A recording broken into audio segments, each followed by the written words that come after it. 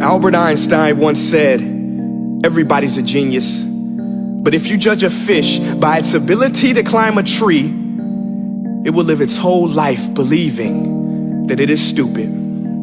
Ladies and gentlemen of the jury, today on trial we have modern day schooling. Glad you could come. Not only does he make fish climb trees, but also makes them climb down and do a 10-mile run. Tell me, school, are you proud of the things you've done?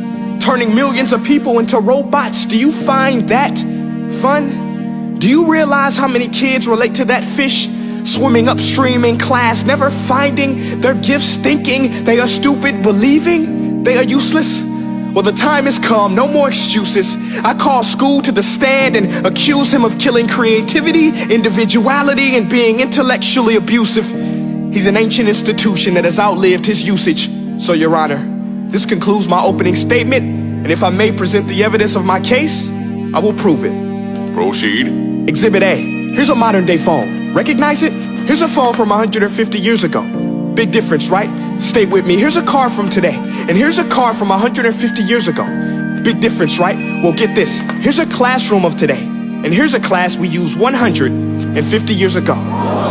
Now, ain't that a shame? In literally more than a century, nothing has changed.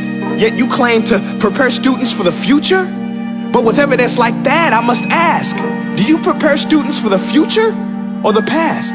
I did a background check on you and let the record show that you were made to train people to work in factories, which explains why you put students in straight rows, nice and neat, tell them sit still, raise your hand if you want to speak, give them a short break to eat, and for 8 hours a day, tell them what to think. Oh, and make them compete to get an A letter which determines product quality, hence grade A of meat. I get it. Back then, times were different. We all have a past. I myself am no Gandhi.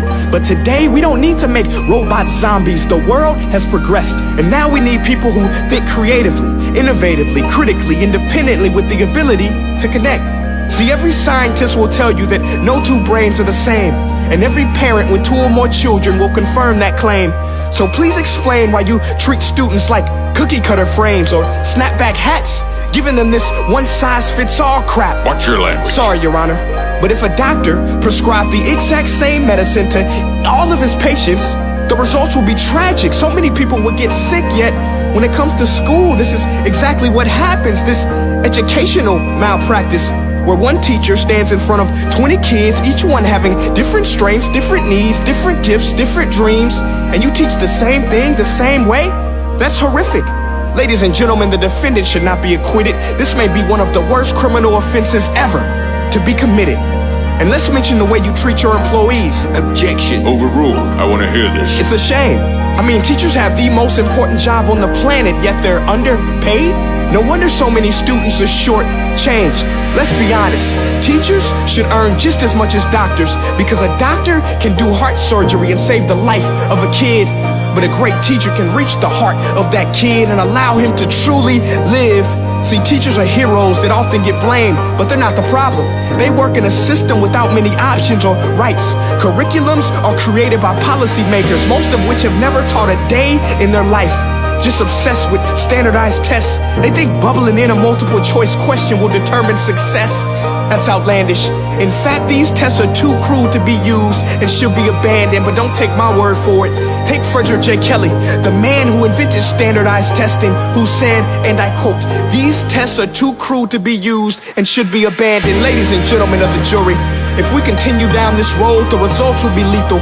I don't have much faith in school, but I do have faith in people. And if we can customize healthcare, cars, and Facebook pages, then it is our duty to do the same for education, to upgrade it, change it, do away with school spirit, because that's useless. Unless we're working to bring the spirit out of each and every student, that should be our task. No more Common Core. Instead, let's reach the core of every heart in every class. Sure, math is important, but no more than art or dance. Let's give every gift an equal chance. I know this sounds like a dream, but countries like Finland are doing impressive things. They have shorter school days. Teachers make a decent wage. Homework is non-existent, and they focus on collaboration instead of competition. But here's the kicker, boys and girls. Their educational system outperforms every other country in the world. Other places like Singapore are succeeding rapidly. Schools like Montessori, programs like Khan Academy. There is no single solution, but let's get moving. Because while students may be 20% of our population, they are 100% of our future. So let's attend to their dreams, and there's no telling what we can achieve. This is a world in which I believe, a world where fish are no longer forced to climb trees. I'll rest my case.